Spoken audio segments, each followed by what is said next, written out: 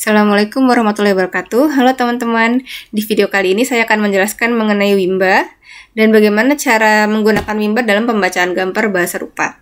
Oke, kita ingatkan kembali mengenai bahasa rupa yang akan kita bahas selama satu perkuliahan ini. Bahasa rupa yang akan kita bahas selama satu perkuliahan ini itu berfokus kepada bagaimana suatu gambar itu bisa menceritakan sesuatu. Jadi, kita lebih menekankan bagian itunya ya, bukan bagaimana indahnya si gambar itu ataupun bagaimana simboliknya gambar tersebut, tapi bagaimana si gambar tersebut bisa menceritakan suatu kejadian ataupun peristiwa. Walaupun nantinya si gambar nanti misalnya si kalian mempunyai ada tugas menggambar, nantinya yang satu diperiksa adalah bercerita dan yang kemudian adalah estetikanya itu tetap dinilai juga. Tapi yang paling utama adalah bagaimana si gambar itu bisa bercerita. Oke, sekarang kita balik ke Wimba ya. Nah, dalam teori bahasa rupanya Pak Primadi Traberani ini, gambar itu dibagi dalam dua jenis, yaitu adalah gambar NPM dan gambar RWD sebagaimana yang sudah kalian lihat di sini. Di sini yang namanya gambar NPM itu adalah gambar yang naturalis, perspektif, dan momen opname. Jadi NPM ini adalah gambar-gambar ataupun lukisan-lukisan yang dia itu munculnya kira-kira di abad ke-17. Waktu itu kan zaman-zamannya Eropa itu sedang gencar-gencarnya ilmu pengetahuan tuh lagi tinggi-tingginya gitu. Lagi semua orang sedang berlomba-lomba untuk menjadi ilmuwan dan lain-lain. Dan waktu itu teknik gambar yang waktu itu dianggap paling maju dan paling modern adalah gaya gambar yang naturalis. Jadi yang sebagaimana si gambar itu sesuai dengan cara mata kita memandang sesuatu. Oh, kalau misalnya gunung itu jauh, kelihatannya berarti harus kecil. Terus bentuknya harus seperti ini, warnanya harus seperti ini, dan lain-lain gitu. Dan di zaman itu juga kan sudah dikenal kayak bagaimana sih ada perspektif satu sudut pandang, dua sudut pandang, dan lain-lain. Jadi gambar itu senaturalis mungkin. Ya kalau kita mungkin kayak foto ya, kalau sekarang kan itu foto ataupun video, kita kan ngelihat gambar itu kan sesuai dengan aslinya. Nah, itulah yang disebut dengan gambar NPM. Nah, terus ada yang namanya gambar RWD. Jadi gambar RWD ini adalah gambar yang bentuknya itu nggak naturalis. Jadi gambar-gambar yang tidak natural, distorsinya banyak yang bentuknya itu kayak diperkecil, kayak terpotong, warnanya kok kayak mutan gitu loh. Jadi kayak nggak sesuai sama aslinya gitu. Misalnya kalau apel biasanya warna merah atau hijau, tiba-tiba dia diwarnain dengan warna ungu, misalnya seperti itu.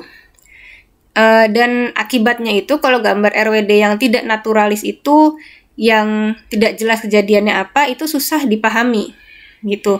Makanya perlu pemahaman bahwa si gambar RWD ini itu sebenarnya ada ceritanya, cuma harus ada cara-cara tertentu untuk memahami jalan ceritanya gitu loh. Sama urutan berceritanya. Beda dengan gambar NPM. Kalau NPM mungkin bisa terlihat sangat jelas apa sih yang sedang terjadi dalam gambar itu. Misalnya kalau ini sebenarnya sih ini gambarnya agak terpotong ya, cuma saya yakin teman-teman tahu ini kan gambar penahanan Raden Saleh gitu.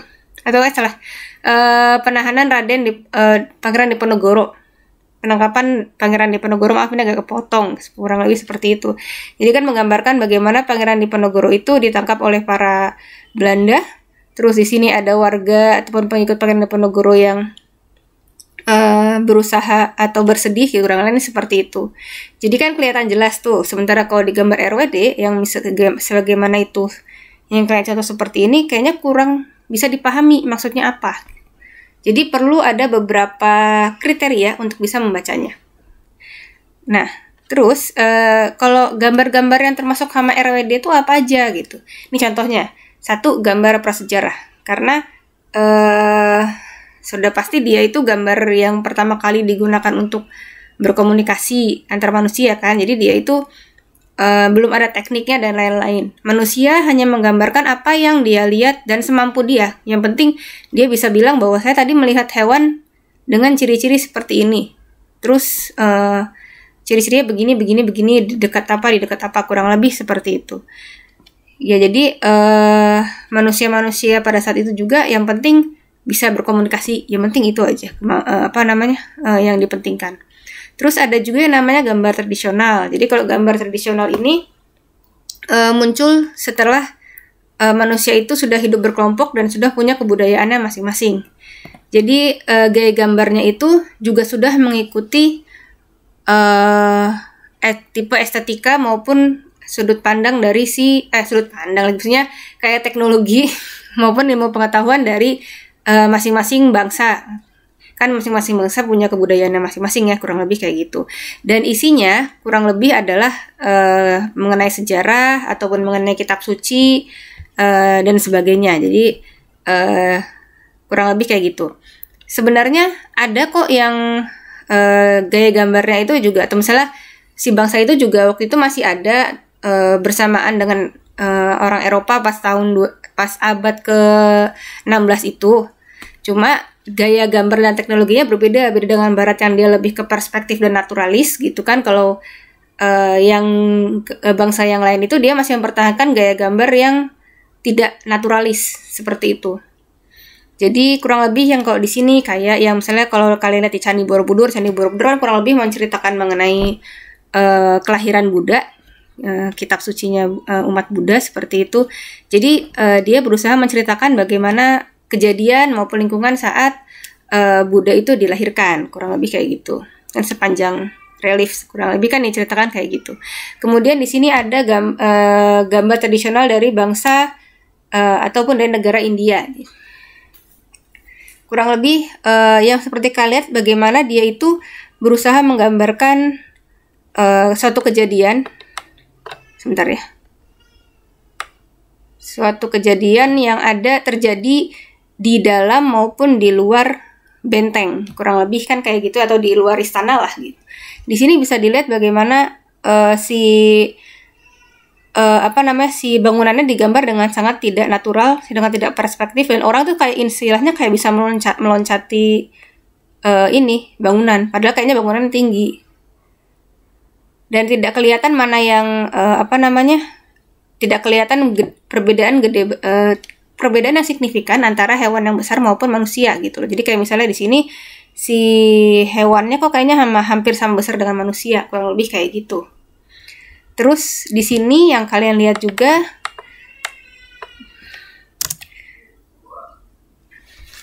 maaf sempat kegeser. Jadi kita mulai lagi di sini. Jadi gambar tradisional yang sebelah sini adalah bagian dari karya dari Turki kurang lebih. Jadi ini adalah karya yang dibuat pada zaman-zaman Ottoman. Jadi namanya Ottoman Miniature Painting. Dia yang perlu ketahui juga kurang lebih itu bangsa Turki itu sudah lumayan lebih maju daripada Eropa. Namun pada saat itu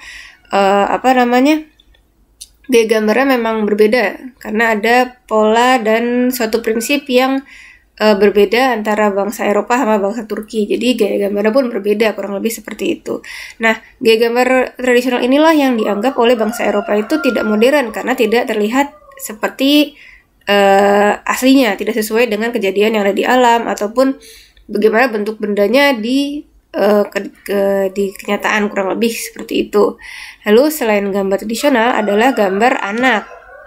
Jadi kalau gambar anak ini seperti yang kita tahu, namanya anak itu kan dia baru berusaha memahami apa yang ada di lingkungannya. Kurang lebih dia itu sama seperti manusia zaman purba. Jadi dia berusaha menggambarkan apa yang dia lihat tanpa melihat apakah ini terlihat indah ataupun betul gitu. Kurang yang penting jelas apa yang dia gambarkan. Misalnya yang digambar ini ada orang, tidak jelas apakah dia laki-laki atau perempuan, tapi dia yang penting adalah yang jelas itu adalah dia berambut kuning misalnya.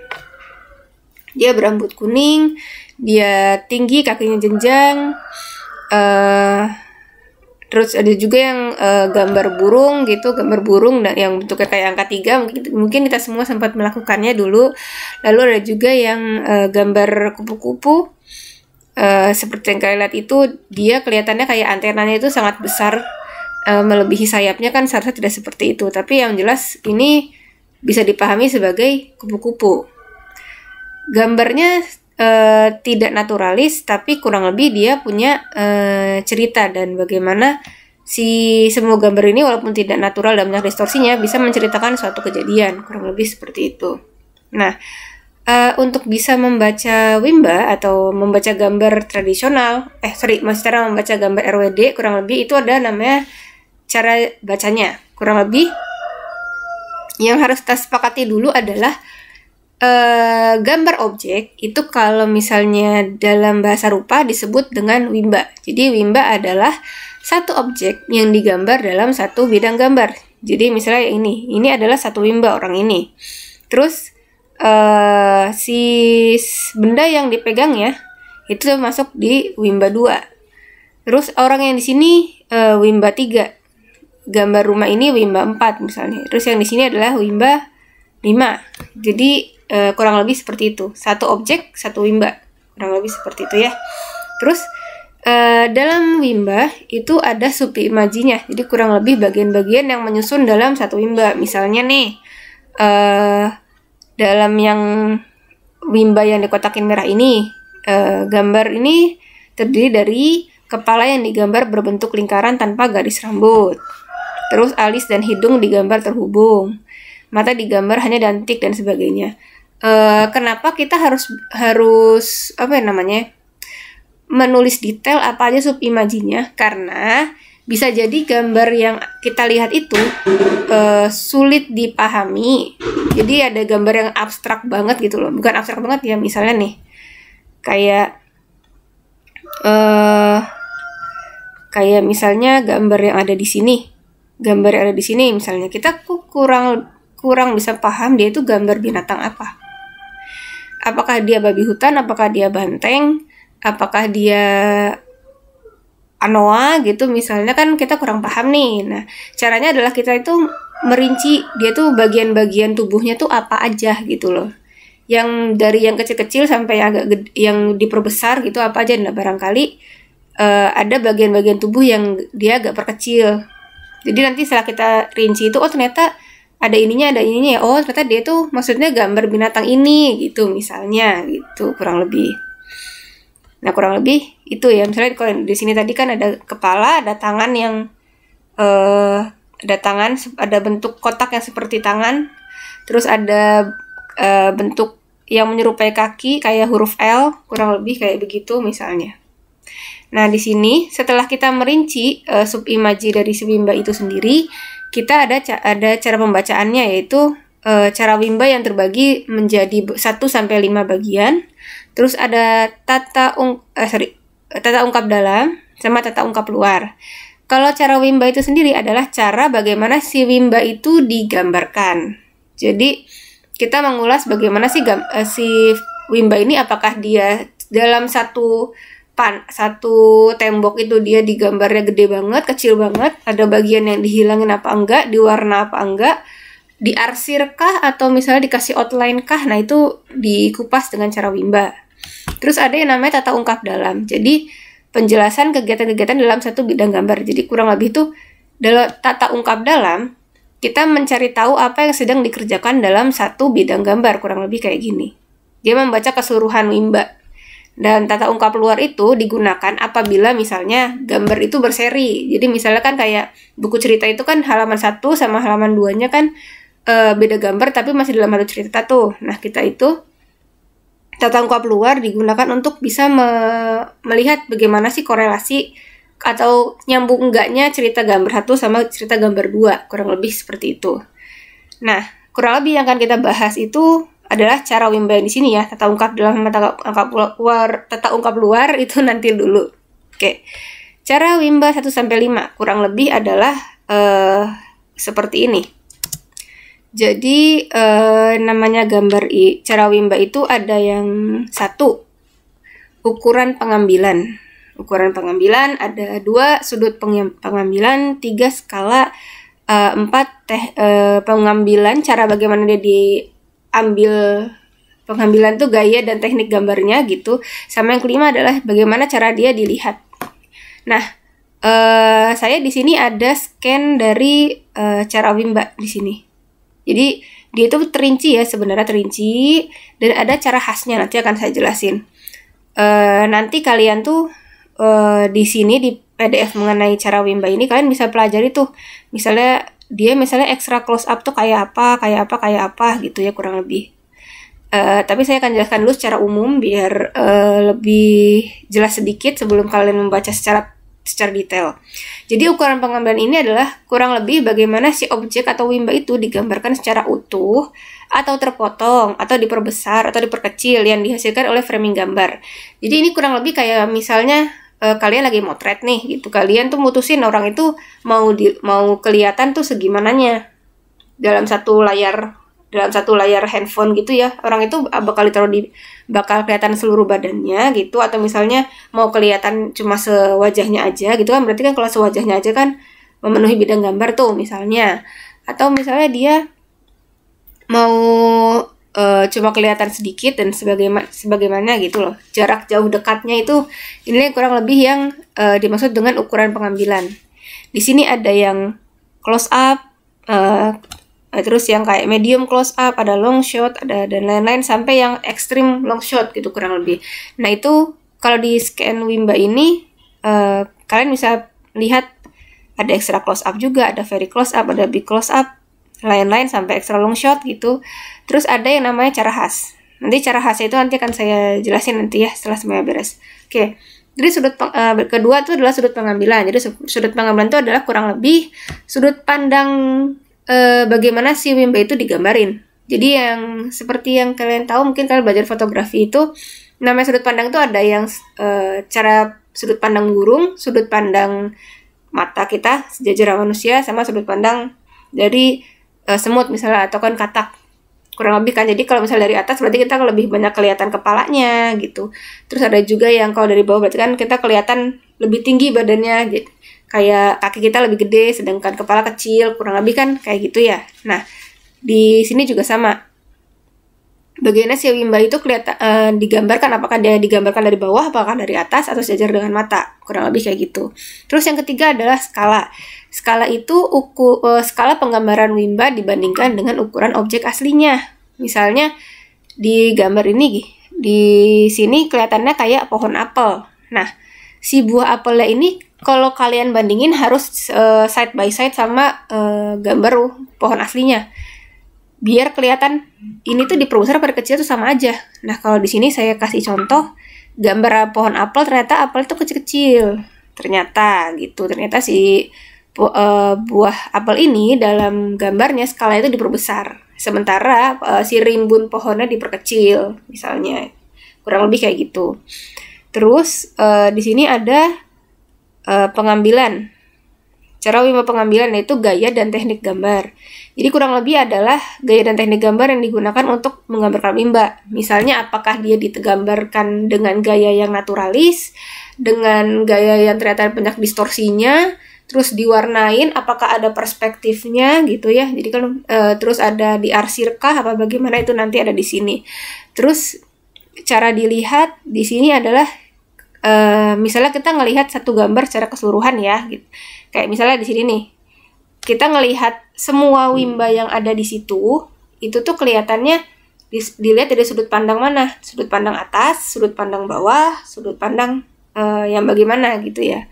Kayak misalnya yang di sini Wimba ini kelihatannya kayak dari sejajar, cuma kalau ngelihat dari keseluruhan gambar Wimba yang ada di satu bidang gambar ini, itu kita ngelihatnya dari sudut pandang agak atas. Agak high angle ataupun bird angle, kurang lebih kayak gitu. Nah, kalau gambar yang di sini itu bisa jadi dia itu ngegambarin bisa dari bawah. Karena kan kadang-kadang kalau kita ngelihat foto orang yang sedang berpegangan tangan, terus ada yang wajahnya kelihatan semua, itu biasanya dari bawah.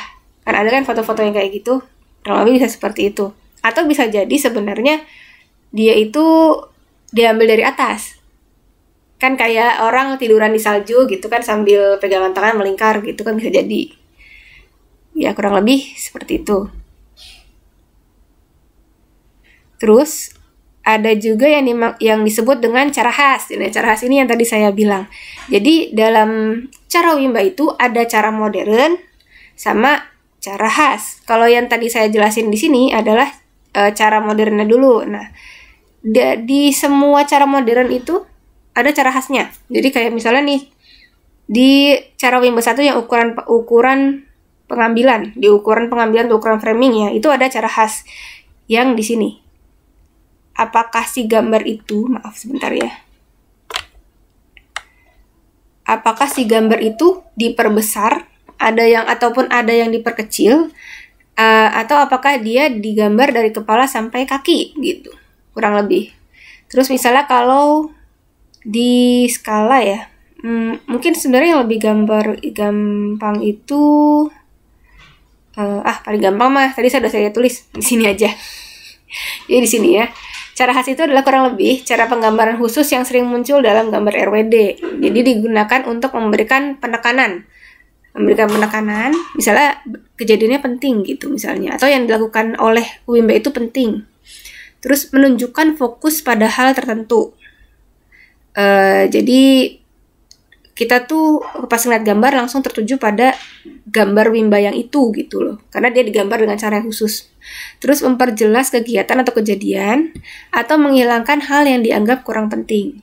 Jadi kurang lebih kalau kelebihannya di gambar RWD itu berbeda dengan lukisan naturalis ataupun foto, kita bisa menghilangkan hal-hal atau bagian-bagian tertentu yang kita anggap nggak penting, di skip. Yang penting hal yang penting itu kita gambarin jelas biar kelihatan apa sih yang terjadi gitu.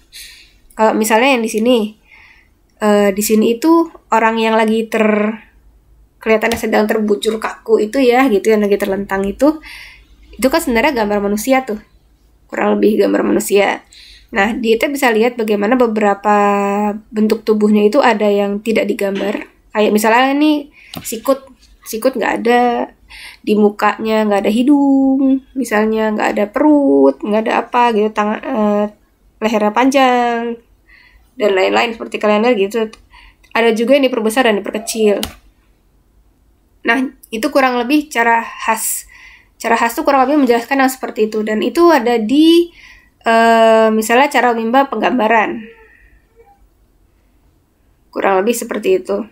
Jadi nanti kalian bisa baca lebih detail, soalnya kalau saya jelasin detail banget itu akan sangat lama. Jadi kalian harus agak aktif membacanya. Tapi nanti akan saya kasih satu contoh bagaimana saya membaca satu gambar. Oke?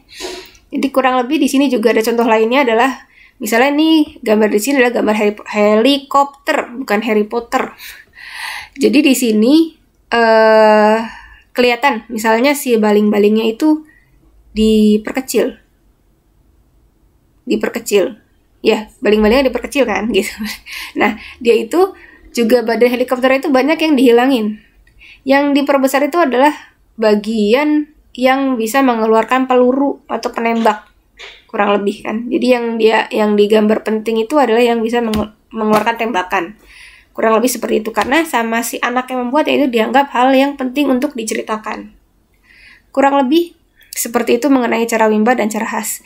Dan selanjutnya saya akan memberikan contoh bagaimana saya menceritakan atau membaca cara Wimbanya suatu Wimba. Oke, ini saya ambil dari satu gambar ya, gambar yang tadi sebenarnya. Gambar yang ini. Jadi saya dari sekian banyak Wimba, saya pilih Wimba yang nomor 4. Wimba nomor 1. Oke ya. Di sini Wimba nomor 1 ini saya side by side di sini kurang lebih adalah gambar anak atau gambar manusia lah kurang lebih. Di sini saya tulis subimajinya itu adalah dia memiliki kepala yang berbentuk lingkaran, dan saya yakini dia sebagai kepala karena dia posisinya ada di atas dan persis seperti posisi inilah ya kepala pada manusia, karena dia kan kelihatan seperti punya kaki 2 ya, kurang lebih kayak manusia lah gitu.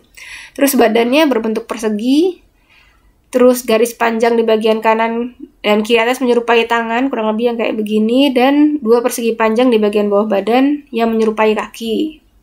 Dan isi Wimbanya itu kurang lebih adalah manusia yang bergerak ke arah kiri, terlihat dari gerakan dan arah kaki serta penggambaran kedua tangan dan arah kiri. Ini isi Wimba ini pembacaan secara singkatnya aja, kurang lebih kayaknya kira-kira tuh ini gambar manusia nih gitu, yang lagi bergerak ke arah kiri. Nah, terus saya breakdown lagi. Saya baca ukuran pengambilannya, bagaimana sih dia di framing atau dia digambarkan dalam framing bidang gambar tersebut.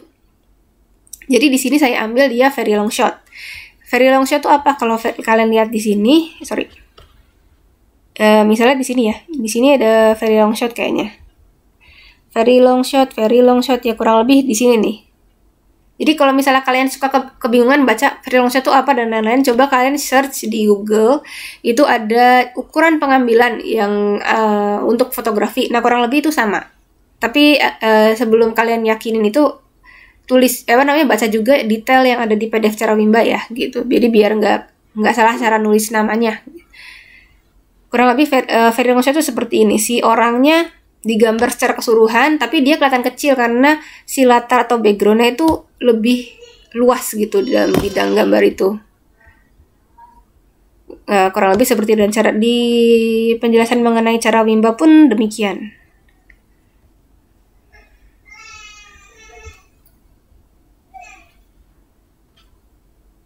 Ini kurang lebih seperti ini. Cara pengambilan atau menggambar dengan seluruh objek gambar dilengkapi dengan latar belakang. Kurang lebih seperti itu. Saya tulis very long shot, bukan extreme long shot gitu ya. Kan di sini ada extra long shot karena dia masih tidak terlalu kecil di gambarnya, seperti itu. Terus ada cara khasnya. Cara khas yang di sini ya. Ini ada cara khas nih. Jadi cara khas ini yang saya pilih adalah dia digambar dari kepala sampai kaki, terus ada yang diperbesar dan ada yang diperkecil. Yang diperbesar adalah misalnya kalau di muka itu ada mata, hidung, itu yang diperbesar. Karena saya nggak ngelihat di mana ada mulut, kurang lebih gitu. Terus ada badan yang diperbesar hingga tidak tampak proporsional. Kurang lebih kebanyakan yang diperbesar itu adalah bagian muka kan, bagian muka, ekspresinya kurang lebih. Terus ada yang diperkecil, kayak bagian mulutnya bisa dibilang diperkecil atau bisa dihilangin lah kurang lebih. Terus jari-jari tangan yang hanya diwakili dengan garis-garis. Kaki juga diperkecil dan lain-lain, kurang lebih seperti itu. Nah, berikutnya adalah sudut pengambilan. Sudut pengambilan itu yang tadi adalah bagaimana kita itu melihat dari sudut pandang mana nih kita ngelihatnya, atas, bawah, sejajar dan lain-lain. Kalau menurut Carawimba modernnya, di sini ada sudut wajar. Jadi kita ngelihat bagaimana si Wimba itu digambar tampak sejajar tampak sejajar dengan mata, bener. Karena kita ngelihat dia kayak ya udah kayak depan mata gini loh, gitu, nggak kelihatan kayak di bawah kan atau misalnya di atas gitu. Nah, kurang lebih kayak gitu. Terus cara khasnya adalah aneka tampak, yaitu cara khas aneka tampak tuh maksudnya gimana? Kalau misalnya kalian baca di detailnya ini adalah cara pengambilan atau penggambaran satu wimba seolah-olah tampak dari aneka arah, aneka jarak, aneka waktu. Misalkan, menggambar manusia terlihat dari depan, samping, dan belakang dalam satu gambar. Jadi, kayak misalnya kalau di gambar yang di sini, ini kan dia itu bukan aneka tampak ya, tapi kita itu ngelihat semua bagian tubuhnya, baik muka, si tangannya maupun kakinya itu kelihatannya kayak dari satu sudut pandang depan. Tapi kalau gambar RWD bisa jadi macam-macam. Kayak misalnya di gambar ini, si wajahnya kelihatan dari depan nih, misal wajahnya kelihatan dari depan, tapi si kakinya kelihatan dari samping. Terus ada lagi contoh yang lainnya ya, misalnya ya, untuk aneka tampak mana ya enaknya ya?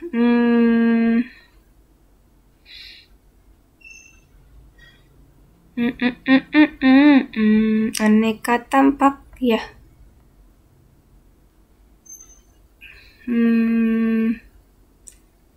Ya aneka tampak nih, misalnya yang si gambar legend ini misalnya ya.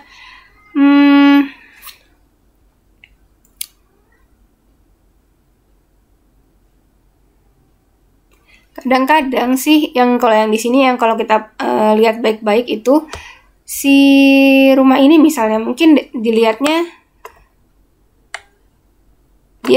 cara modernnya sejajar, tapi dia kelihatannya 3/4 kan. Terus berarti harusnya di sini tuh gambarnya nggak kotak banget misalnya kayak gitu, tapi dia digambar sangat kotak seolah-olah terlihat dari depan. Nah kalau yang di sini kurang lebih gitu, karena bisa jadi kayak misalnya si tangannya itu misalnya tangan nih, kalau dari samping kan bisa jadi kelihatannya seperti ini atau bagaimana lah, tapi kalau dia itu digambarnya seolah-olah dia kayak gini gitu loh, kayak kelihatan dari depan misalnya kayak gitu. Oke. Terus di sini bagian kaki digambar tampak samping, kurang lebih seperti ini. Terus atau bisa jadi kayak gini. Oh, dia itu sebenarnya pengen berlari ke arah samping, makanya kata dari samping. Tapi si kakinya kelihatan kayak tampak dari depan. Kurang lebih bisa kayak gitu ya, untuk contoh dari cara khasnya dari mana tadi sudut pengambilan. Oke. Berikutnya adalah skala. Skalanya tadi adalah kita buka yang skala biar lebih jelas aja. Kalau skala itu tadi perbandingan ukuran objek Wimba sama aslinya. Kalau yang di sini kita harus lihat dia sama Wimba lainnya yang di atas. Nah kan dia tuh ada Wimba ini nih, ada Wimba rumah, ada Wimba pohon. Dia hampir setinggi rumah, dan dia tingginya melebihi pintu. Jadi dia itu digambar lebih besar. Jadi dia itu lebih diperbesar plus RWD. Ya, jadi dia kurang lebih itu kalau di skala ya, kan ada yang gini, lebih besar dari aslinya. Dan itu dibuktikan tadi bagaimana si Wimba tadi gambarnya itu lebih besar dari pintu, dia lebih tinggi dari pintu, dan dia juga hampir sama tinggi kayak pohon dan rumah. Jadi dia diperbesar gitu. Terus kalian juga bisa mikir-mikir, dia kelihatan raksasa nggak ya? Soalnya di skala itu ada cara khasnya, itu adalah cara khas ukuran raksasa. Apakah dia kelihatan jauh sangat gede dibanding ukuran aslinya? Bisa jadi dia raksasa, tapi kalau tidak ya sudah, tidak perlu, terus saja lebih besar gitu. Terus ada yang namanya tadi penggambaran atau sudut, yang di mana tadi? Oh sorry, yang keempat tuh pengambilan. Salah, tadi saya tulis ya. Pengambilan yang di sini adalah di sini. Penggambaran ya. Ya pengambilan dan penggambaran bisa jadi kayak gitulah ya. Di sini adalah bagaimana tadi si Wimba itu digambar dengan cara maupun teknik apa dan diwarnainnya bagaimana, misalnya seperti itu. Apakah dia naturalis? Apakah dia kelihatan abstrak? Apakah dia banyakkan distorsi? Apakah dia ekspresif, dekoratif? Itu kurang lebih ada di cara Wimba yang ini, penggambaran atau pengambilan. Apakah dia diwarna, ada volumenya dan lain-lain? Ada cara khasnya apakah tidak gitu. Nah, kalau di sini saya baca dulu yang hasil analisis saya. Kalau di Wimba yang ini, dia itu adalah skematis karena seluruh bagian Wimba tidak digambar sesuai dengan objek asli. Semua Wimba itu banyak yang diilangin, jadi dia itu bisa dibilang bentuknya juga hampir abstrak. Kalau di sini, kenapa saya ambil skematis gitu? Jadi dalam cara penggambaran ini itu ada urutannya, naturalis yang mirip banget sama asli, terus ada perspektif, ini kurang lebih ya dipakai untuk naturalis kan ya. Jadi ada naturalis, habis itu ada stilasi. Stilasi itu dia banyak yang disederhanakan, banyak yang dihilangin, tapi masih dekat-dekat naturalis gitu. Terus ada skematis. Nah, skematis ini banyak yang banyak yang dihilangin sampai yang hanya dikenal hanya ciri pengenalnya. Nih, hingga tinggal ciri pengenal atau ciri khas dari objek manusianya. Nah, kan kayak objek atau Wimba ini dia hampir nggak dikenali, cuma kita bisa tahu itu manusia dari beberapa hal, kayak misalnya posisi kepala, terus ada tangan dua sama kaki, itu manusia tuh, kurang lebih kayak gitu. Terus dia juga banyak distorsi dan dia pakai garis outline, kurang lebih seperti itu. Nah terus yang kedua itu adalah bidang. Jadi masih di cara penggambaran ya, dia itu ada yang namanya bidang di sini. Jadi dia itu gambar tampak beserta dengan latar belakangnya berkesan datar dan sebagai keseluruhan kuat kesan Dwi Matranya. Jadi si gambar ini atau secara keseluruhan gambar itu kerasa banget si gaya 2 dimensinya, kurang lebih kayak gitu. Dan hampir semua gambar RWD itu 2D, hampir semuanya. Cuma ada gambar tradisional yang ada 3 dimensinya, nanti akan kita bahas. Nah, tapi karena secara keseluruhan, kalau di gambar yang ini kerasa 2 dimensinya, jadi saya pakai yang bidang tadi. Kerasa ya bidangnya gitu loh. Nggak ada arsiran, nggak ada warna tertentu yang kelihatan shadow gitu, jadi kelihatan 2 dimensinya. Terus yang ketiga adalah ekspresif dan momen opname. Jadi dia itu kelihatan sedang melakukan aktivitas dan dia digambar sedang memperagakan kejadian tersebut. Kurang lebih kayak gitu. Terus di sini cara khas ini kan ada aneka tampak juga, kurang lebih sudah saya jelaskan di sini di sudut pengambilan. Oke, terus cara khas yang berikutnya adalah perwakilan. Perwakilan di sini adalah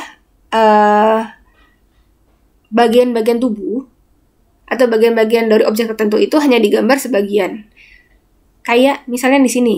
Di sini itu untuk menggambarkan jari, dia tidak menggambarkan ya yang seperti sebagaimana kita lihat dia sebagai jari gitu kan. Ada 5, dia cuma gambar 1, 2, 3, 4 gitu kan, cuma 4 digambarinnya. Atau dia itu mau gambarin wajah, tapi dia tidak menggambarkan semuanya, hanya menggambarkan ya mata, alis, hidung gitu buat dia, itu diwakilin. Kurang lebih seperti itu. Kaki juga nggak dia gambarin dengan jelas, dia cuma ngeliatin kayak garis yang kayak huruf L atau kayak sekop gitu. Nah, terus di sini ada lagi secara khas yang kejadian. Jadi gerakan tubuh si Wimba ini memperjelas bahwa ada suatu aktivitas atau peristiwa yang sedang dia lalui gitu. Jadi kalau dia ini seolah-olah dia sedang bergerak ke arah kiri. Nah, kurang lebih ini abis gitu. Kurang lebih udah begitu cara pembacaan dari cara Wimba itu. Nanti beserta video ini saya akan mengirimkan PDF cara Wimbanya itu. Nanti bisa kalian pelajari secara detail supaya nanti kalian nggak bingung saat nanti kalian mempraktekannya. Oke, terima kasih teman-teman sudah menonton video ini. Mudah-mudahan bisa dipakai untuk belajar. Kita ketemu di kelas nanti ya. Assalamualaikum warahmatullahi wabarakatuh.